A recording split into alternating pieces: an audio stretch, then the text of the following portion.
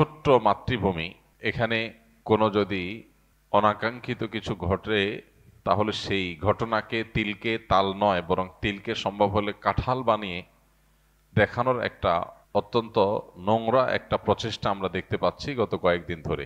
এতদিন শুধুমাত্র ভুইফোর YouTuber, ভুইফোর news পোর্টালগুলোতে দেখতাম, এখন দেখা যাচ্ছে আমাদের পার্শ্ববর্তী দেশের একেবারে মূলধারার গণমাধ্যমগুলোতেও ডাহা, মিথ্যা এবং জাস্ট হাস্যকর বিভিন্ন তথ্য উপাত্ত আমাদের প্রিয় স্বদেশের বিরুদ্ধে তারা সরবরাহ করছেন এবং গোটা বিশ্বের মানুষকে ভুল বার্তা দিচ্ছেন।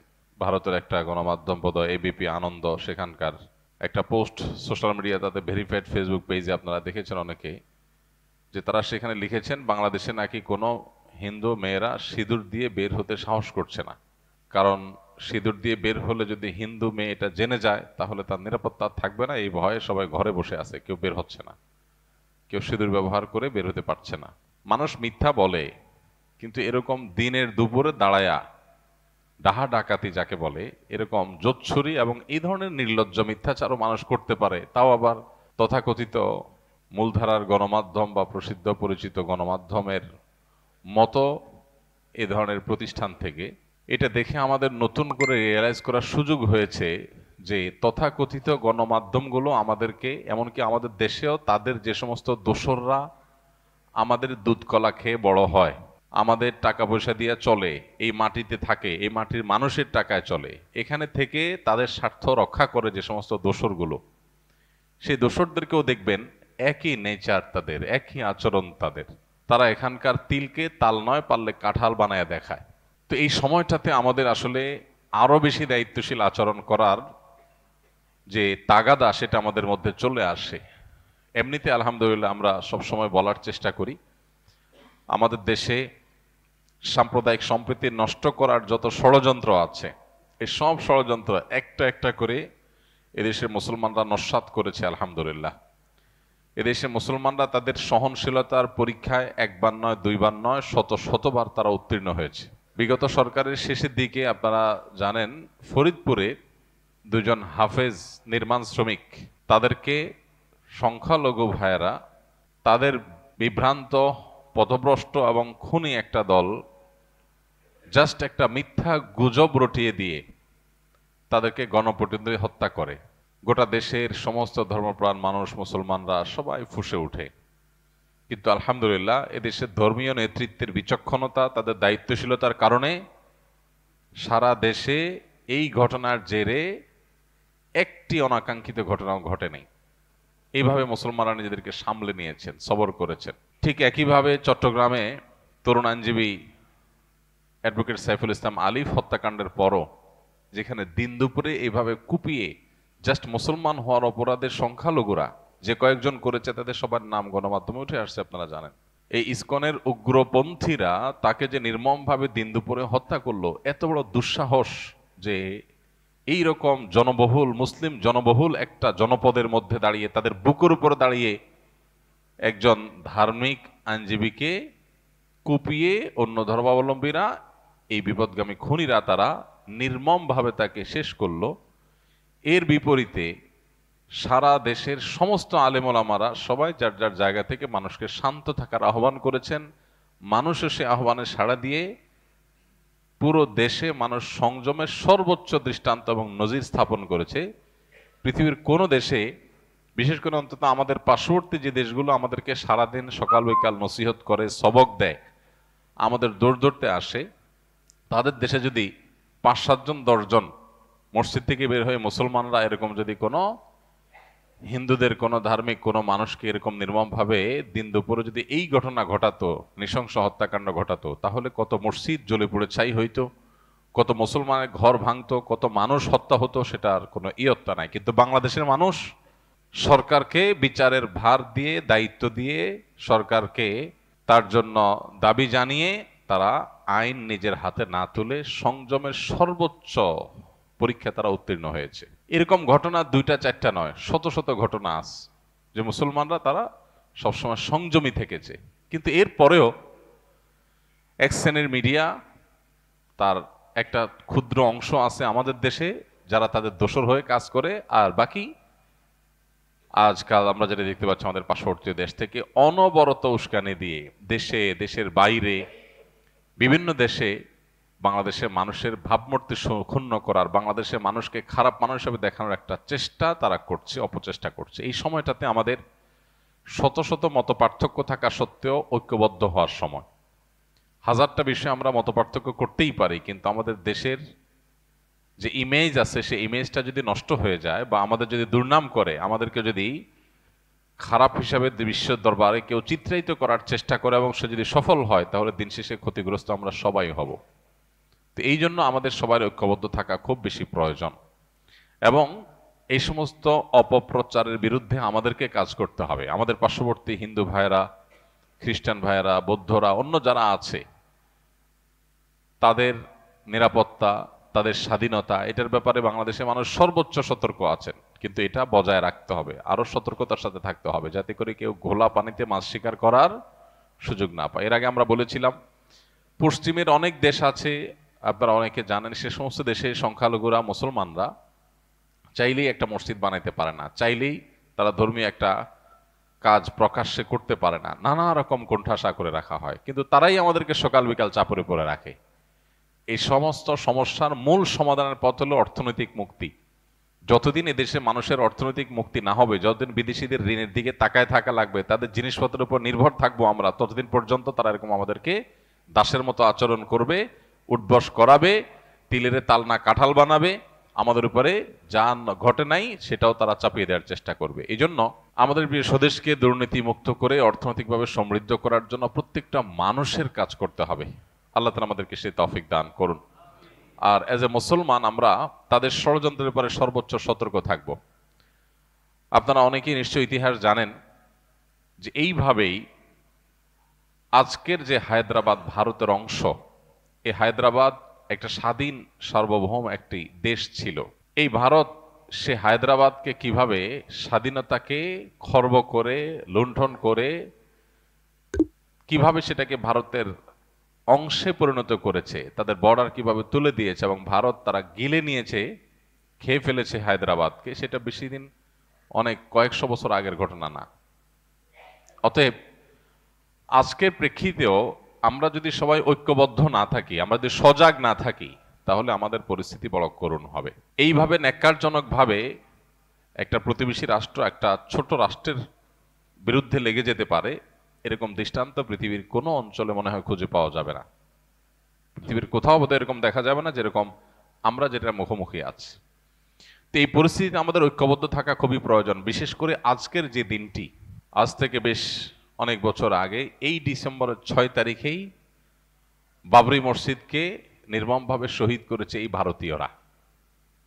বাংলাদেশে কয়টা মন্দির ভেঙে মসজিদ বানানো হয়েছে, একটা ঘটনাও ঘটেছে, কিন্তু ভারতে সেটা সকাল বিকাল হয়। গত কয়েকদিন আগের ঘটনা, দলে দলে মসজিদে হামলা করে কিভাবে ভাঙচুর করে মসজিদকে নোংরা করে সেটাকে দখল করেছে।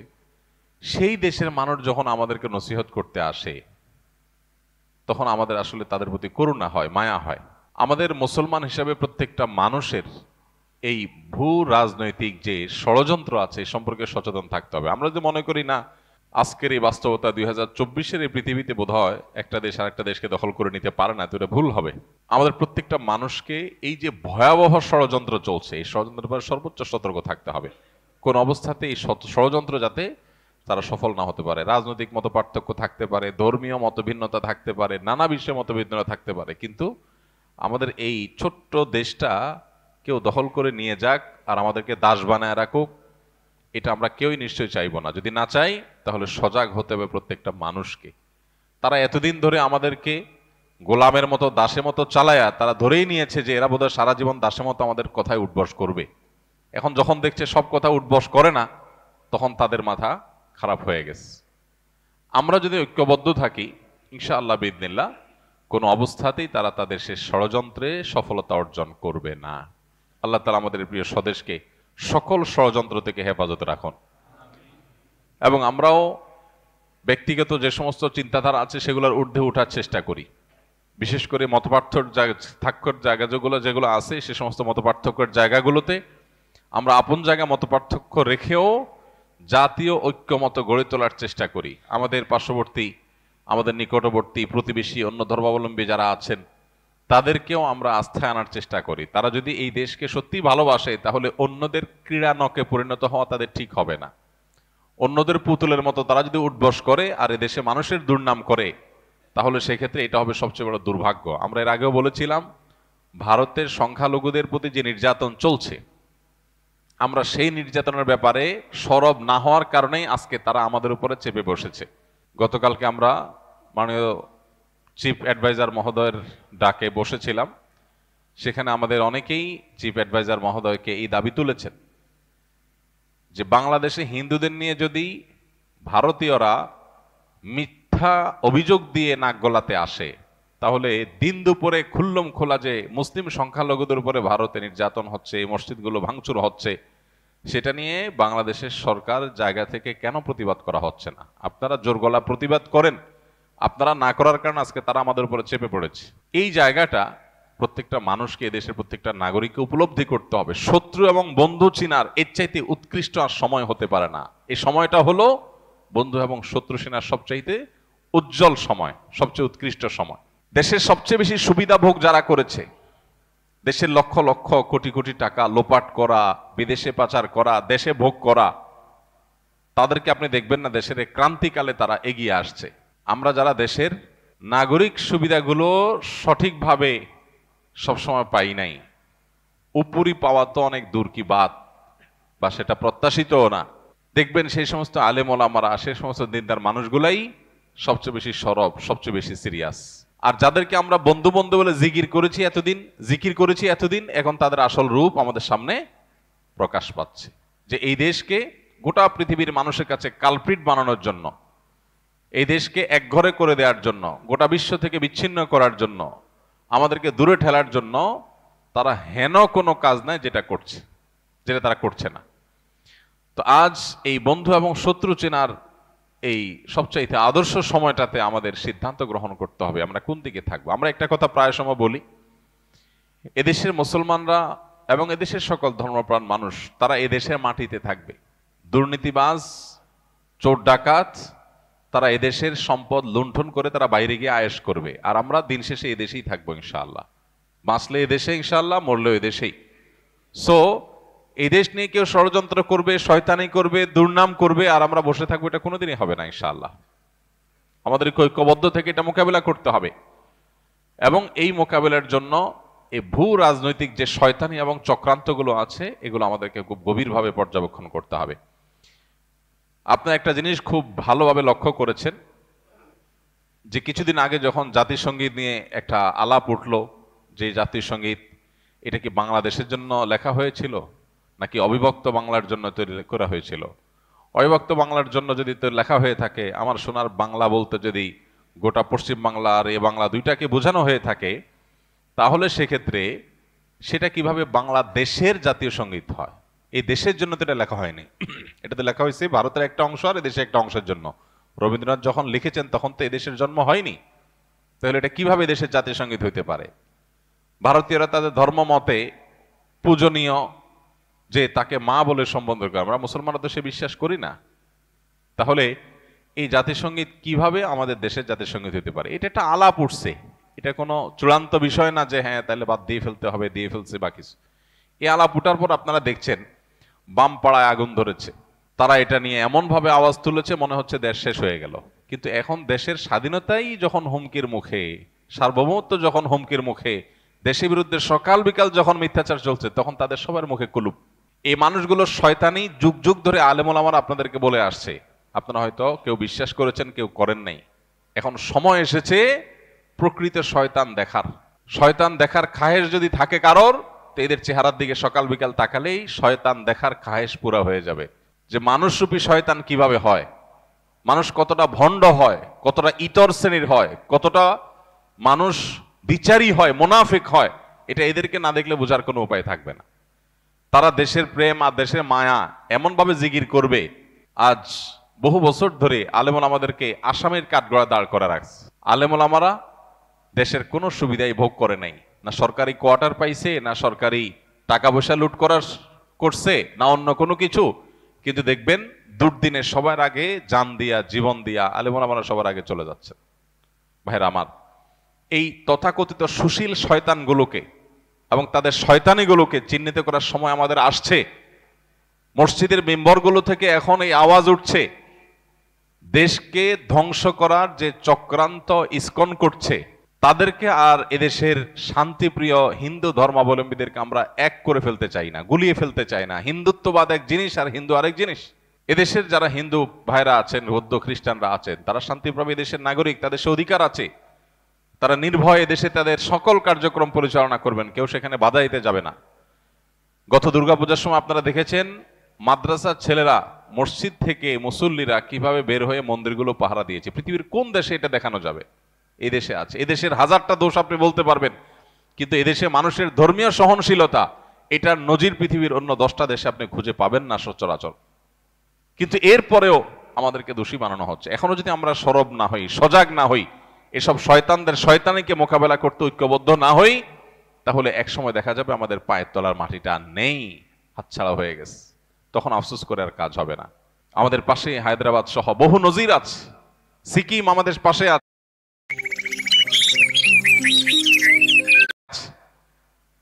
এই সিকিম, এই হায়দ্রাবাদ কিভাবে ওরা গ্রাস করেছে, বাংলাদেশকে নিয়ে তারা সেরকম পরিকল্পনা করে বসে আছে। খুল্লুম খোলা তাদের বিভিন্ন টেলিভিশন চ্যানেলগুলোকে, বাংলাদেশে এক অংশকে তারা তাদের মধ্যে নিয়ে নেওয়ার জন্য তারা মামুর বাইয়ের আবদার তুলতেছে সকাল বিকাল। এগুলো সুযোগ তখনই পাচ্ছে আমরা যখন মনে করছি আমি তো ভালো আছি, আমার কি দরকার এগুলো নিয়ে মাথা ব্যথা করার। একজন মুসলমান তার দায়িত্বশীলতার পরিচয় এখানে দিবে যে আল্লাহর জন্য, আল্লাহর সন্তুষ্টির জন্য, মুসলিম ভূখণ্ডের নিরাপত্তার জন্য, মুসলমানদের নিরাপত্তার জন্য এবং গোটা সব ধর্মের মানুষের নিরাপত্তার জন্য তিনি সবচেয়ে বেশি সজাগ থাকবেন। আমরা গত জুমায় বলেছিলেন নবী সাল্লাল্লাহু আলাইহি সাল্লাম ঐতিহাসিক মদিনা সনদ বাস্তবায়ন এবং রচনার মধ্য দিয়ে অন্য ধর্মাবলম্বীদের সাথে শান্তিপূর্ণ সহাবস্থানের ঐতিহাসিক লিখিত দলিল পৃথিবীর ইতিহাসে প্রথম তিনি করেছেন, তার আগে কেউ করেনি। সর্বপ্রথম লিখিত চুক্তি, অন্য ধর্মাবলম্বী বা কয়েক ধর্মের মানুষরা শান্তিভাবে একটা ভূমিকে থাকবে, প্রত্যেকে কেউ কারোর ক্ষতিগ্রস্ত করবে না, বরং একে অন্যের বন্ধু হয়ে থাকবে, এই মর্মে নবী করিম সাল্লাল্লাহু আলাইহি সাল্লাম ঐতিহাসিক শান্তি চুক্তি মদিনা সনদ তিনি করেছেন। আমরা সেই নবীর উম্মত, বিধায় আমাদেরকে সংখ্যালঘুদের অধিকারের সবক দেওয়ার প্রয়োজন নাই। শুধু নিজেদের দিকে তাকালেই হবে যে বাতির নিচে অন্ধকার, কি পরিমাণ মুসলমান নির্যাতন তোমাদের এলাকাতে, তোমাদের দেশে, তোমাদের ভূমিতে চলে। দুর্ভাগ্য আমাদের, আমরা মুসলমানরা অনেকে মনে করি ভারতে মুসলমান নির্যাতন হচ্ছে, আমাদের দেশে তো হচ্ছে না, সমস্যা কি? তো তাদের ব্যাপার। ইরাকে মুসলমান নির্যাতন হচ্ছে, তাদের ব্যাপার। সিরিয়াতে হচ্ছে, তাদের ব্যাপার। ফিলিস্তিনে হচ্ছে, তাদের ব্যাপার। আমরা তো নিরাপদ আছি। এটা কোনো মুসলমানের চিন্তা না। গোটা পৃথিবীর যে কোনো প্রান্তে মুসলমান আক্রান্ত হলে গোটা বিশ্বের মানুষ এটাকে ফিল করবে, অনুভব করবে, কথা বলবে। অতএব এই জায়গা থেকে আমাদের প্রত্যেকটা মানুষের এখন থেকে ভারতের প্রতিটা মুসলিম নির্যাতন, প্রতিটা সংখ্যালঘু নির্যাতনের পরে আমাদের সবাই শতকণ্ঠে কথা বলতে হবে। শুধু মুসলমানরা দেশে হিন্দুদের কথা বলা উচিত। আমরা যখন ওদের চালনির ছিদ্রগুলা দেখাই দিতে পারবো, তখন তারা সুইয়ের ছিদ্র খোঁজার সুযোগ আর পাবে না। আমরা চুপচাপ থাকার কারণে তারা আজকে আমাদের মাথার উপরে চড়াও হয়ে বসে আছে। তো এই সময়টাতে বিশেষ করে যারা বিভিন্ন সময় অন্ধত্বে ছিলাম, যারা অতি প্রেমে ডুবেছিলাম, যারা শত্রু আর বন্ধু চিনতে ভুল করেছিলাম, তাদের এখন চেনার সময় হয়েছে যে কিভাবে একটা রাষ্ট্র এইভাবে ন্যাক্কারজনকভাবে পার্শ্ববর্তী একটা রাষ্ট্রের প্রতি এইভাবে ঝাঁপিয়ে পড়তে পারে, এত নোংরা ভাবে, কোনো কারণ ছাড়া, বিনা উস্কানিতে এইভাবে তারা কিভাবে একটা দেশকে ক্ষতিগ্রস্ত করতে পারে, তার সবচেয়ে নোংরা নজির এখন স্থাপন হতে যাচ্ছে। আমি আবারও বলছি, যদি আমরা সতর্ক না হই তাহলে সেক্ষেত্রে এই দেশ আমাদের আর থাকবে না, এবং এদেশে আমরা যে বিগত কয়েক বছর ধরে আমরা দাসের মতো ছিলাম, সেটা যে আরো কতটা ভয়াবহ আকার ধারণ করতে পারে একমাত্র আল্লাহ তাআলা ভালো জানেন। বিধায় প্রত্যেকটা মানুষকে সজাগ হতে হবে, সতর্ক হতে হবে। এবং ধর্মীয় সম্প্রীতির ব্যাপারে আমরা প্রত্যেকটা মানুষ নিজে থেকে উদ্যোগ নিয়ে নিয়ে আমাদেরকে ধর্মীয় সম্প্রীতি রক্ষা করে তাদের মিথ্যা অভিযোগ, এটাকে মিথ্যা প্রমাণ করতে হবে। সেই অভিযোগকে মিথ্যা প্রমাণ করার জন্য আমাদেরকে ভূমিকা রাখতে হবে। এবং পাড়ায় পাড়ায়, মহল্লা মহল্লায় অন্য ধর্মাবলম্বী যে সমস্ত ভাই বোনরা আছে, সম্ভব হলে তাদের সাথে মিট করতে হবে, তাদেরকে নিয়ে একসাথে বসতে হবে যে ভাই আপনারা কোনো অসুবিধা অনুভব করছেন কিনা, কেউ আপনাদের কোনো অসুবিধা করছে কিনা, তাদেরকে আশ্বস্ত করতে হবে। এবং অহেতুক তাদের মনে যে ভয় সৃষ্টি করছে পার্শ্ববর্তী দেশ থেকে, সেগুলোর ব্যাপারে তাদেরকে অভয় দিতে হবে যে আমরা হিন্দু মুসলিম কাঁধে কাঁধ মিলিয়ে আমাদের প্রিয় মাতৃভূমিতে আছি এবং থাকবো ইনশাআল্লাহ। প্রিয় নবী সাল্লাল্লাহু আলাইহি ওয়াসাল্লাম বলেছেন, তিনি যখন তার মদিনা রাষ্ট্র কায়েম করেছেন তখন তার সে ঐতিহাসিক বক্তব্য ছিল যে আমার এখানে যে সবচেয়ে দুর্বল সে হলো সবচেয়ে শক্তিশালী। ঐতিহাসিক উক্তি। নবী সাল্লাল্লাহু আলাইহি ওয়াসাল্লাম বলেছেন, আমার এই মদিনা রাষ্ট্রে যে সবচেয়ে বেশি দুর্বল সে হলো সবচেয়ে বেশি শক্তিশালী। কিভাবে? যে ব্যক্তিকে সবাই কোণঠাসা করে রাখে, দুর্বল করে রাখে, ভীত সন্ত্রস্ত করে রাখে, দমিয়ে রাখতে চায়, চাপিয়ে রাখতে চায়, তার অধিকার কেড়ে নিতে চায়, তাকে দুর্বল করে রাখতে চায়, যে দীনহীন মিসকিন অসহায়, এই মানুষটা নবী সাল্লাল্লাহু আলাইহি ওয়াসাল্লাম তাকে বলছেন যে মদিনার রাষ্ট্র তোমার সাথে আছে এবং রাষ্ট্র তোমাকে সঙ্গ দিয়ে শক্তিশালী করছে, যে তোমার হাতের সাথে রাষ্ট্রের হাত আছে, তোমাকে কেউ দুর্বল যেন করে ফেলতে না পারে। আর যে আমার কাছে শক্তিশালী, নবী সাল্লাল্লাহু আলাইহি ওয়াসাল্লাম বলেছেন সে হলো এই সমাজে সবচেয়ে দুর্বল, অর্থাৎ তাকে দুর্বলের মতো ট্রিট করা হবে, তার শক্তির কারণে তাকে কোনো কম্প্রোমাইজ করা, সিম্প্যাথি দেখানো, কোনো ছাড় বা সুযোগ দেওয়া হবে না, সবচেয়ে দুর্বলের মতো আচরণ তার সাথে কথা হবে যে সবচেয়ে বেশি শক্তিশালী। অতএব আমরা আমাদের পার্শ্ববর্তী যে সমস্ত অন্য ধর্মাবলম্বী ভাইয়েরা বোনেরা আছেন তাদের সাথে মিট করব, সম্ভব হলে বসবো এবং তাদেরকে বোঝাবো যে ভাই কোনো অসুবিধা আছে আপনাদের, কোনো কষ্টে আছেন আপনারা, আপনাদের ধর্মীয় কাজে কেউ বাধা দেয়? আপনারা দেখেছেন এর আগে বিভিন্ন মন্দিরে দেখা গেছে যে অন্য কোনো হিন্দু যুবক বা অন্য কেউ তারাই হামলা করতে গিয়ে ধরা পড়েছেন। আর যতগুলো সংখ্যালঘু নির্যাতনের ঘটনা দেশে ঘটেছে এটা আমরা সবাই জানি, ওপেন সিক্রেট। বিচ্ছিন্ন দু চারটা যাই ঘটেছে তার সবগুলো হলো রাজনৈতিক, এগুলো একটাও ধর্মীয় না। মুসলমানদের মসজিদ থেকে মিছিল নিয়ে যায় মন্দির ভেঙে দিছে, এই ঘটনা এদেশে ঘটে না, বরং রাজনৈতিক উদ্দেশ্যে কিছু টাকা পয়সা দিয়ে এই ধরনের ঘটনা ঘটানো হয়ে থাকে, তিল হলে সেটাকে তাল করে দেখানোর জন্য। তো এই জায়গাটাতে আমাদের ডায়ালগ বাড়াতে হবে, আলোচনা বাড়াতে হবে। যত বেশি আলোচনা বাড়াবো, তাদেরকে অভয় দিব, তাদের সাথে আমরা মিশবো। আমাদেরও কিছু সমস্যার জায়গা আছে। অনেক মুসলমান আছেন যারা মনে করেন যে হিন্দুদের সাথে অন্য ধর্মাবলম্বীদের সাথে বোধহয় উঠবস করলে, কোনো লেনদেন করলে বোধহয় আমার ঈমান আমল চলে যাবে। এই সমস্ত ভুল ধারণার কারণেও এক ধরনের দূরত্ব আমাদের মধ্যে তৈরি আছে, এটা হওয়া উচিত না। আদর্শিক জায়গায় আপনি 100% অটল থাকবেন, আপনার ঈমান, আপনার আকীদা, আপনার বিশ্বাসের জায়গায় আপনি 100% পরিষ্কার থাকবেন। আমি তাওহীদের সাথে কোনো কম্প্রোমাইজ করব না, চুল পরিমাণ করব না। আমি এক আল্লাহ বিশ্বাসী, আমি আমার ইবাদত করব, কিন্তু অন্য ধর্মের মানুষ যে আমার বিশ্বাসের সাথে একমত না, তিনি আমার মতে সঠিক পথে নাই, সেটা আমার মতের ব্যাপার, কিন্তু আচরণের ব্যাপার হবে তার সাথে একজন ভাই ভাইয়ের মতো করে। আর আদম আলাইহিস সালামের সন্তান হিসেবে আমরা তো আসলে সবাই ভাই ভাই, তারাও আদম আলাইহিস সালামের সন্তান, আমরাও আদম আলাইহিস সালামের সন্তান, সেই হিসাবে তো আমরা একই বাবার সন্তান। সো এই জায়গা থেকে তাদের ব্যাপারে আমাদের অনেকের মধ্যে যে সমস্ত ভুল ধারণাগুলো আছে এগুলো দূর করতে হবে। কোন এলাকাতে যদি হিন্দু হওয়ার কারণে কাউকে কোণঠাসা করার কেউ চেষ্টা করে, আমরা তাদের পাশে দাঁড়াতে হবে। যদিও মুসলমানরা সচেতন সতর্ক, কিন্তু আরো বেশি সচেতন সতর্ক হতে হবে। আল্লাহ তাআলা আমাদের সবাইকে সেই তৌফিক দান করুন। একটা ক্রাইসিস মোমেন্ট চলছে, একটা ক্রিটিক্যাল সময় চলছে। বিশ্বের বিভিন্ন শক্তিশালী দেশগুলোকে এই দেশে বিরুদ্ধে দাঁড় করানোর এক চক্রান্ত, এক খেলা এখানে চলছে। সেখানে এই দেশীয় যে বিদেশিদের এজেন্ট মিডিয়াগুলো আছে সেগুলোকে ভালো করে চিনে রাখার সময় হয়েছে।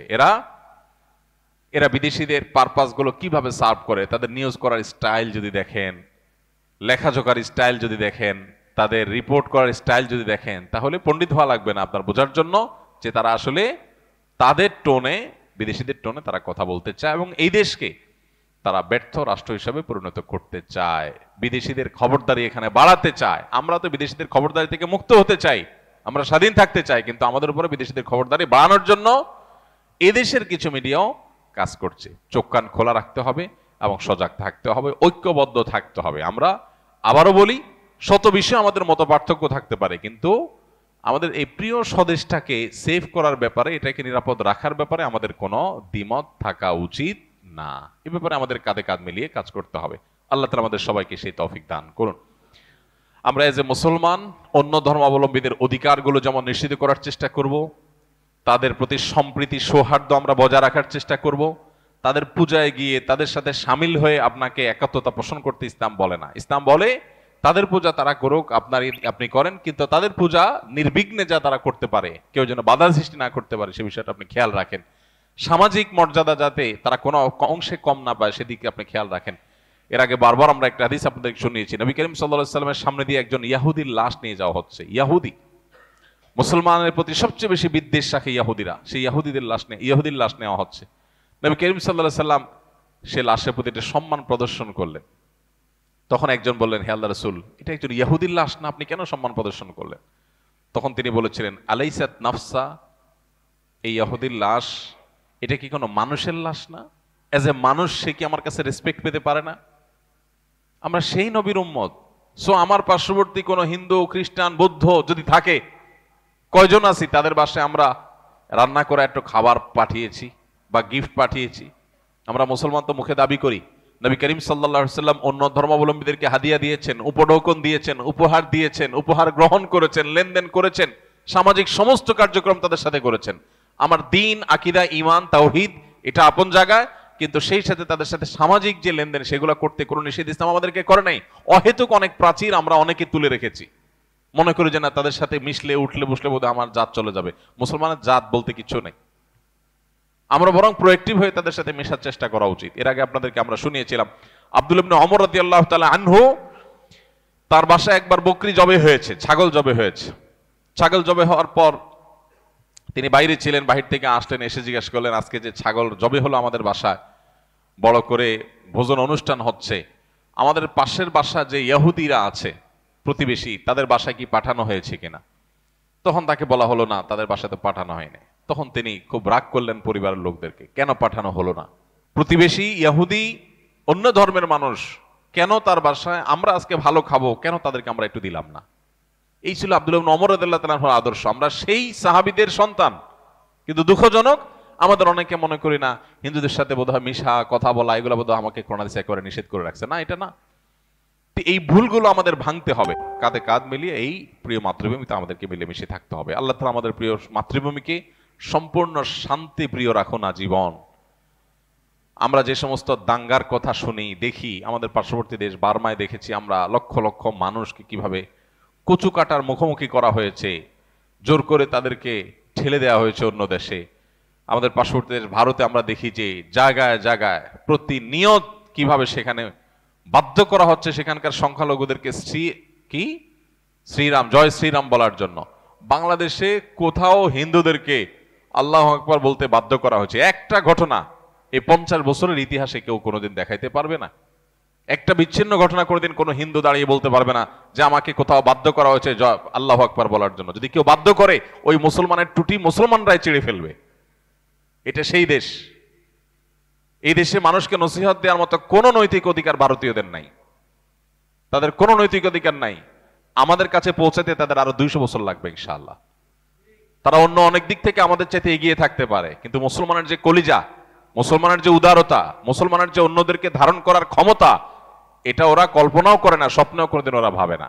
তো আমাদের এই সৌন্দর্যগুলো বিশ্বের কাছে আমাদের তুলে ধরতে হবে এবং আমাদের এই চর্চাটা আরো বাড়াতে হবে।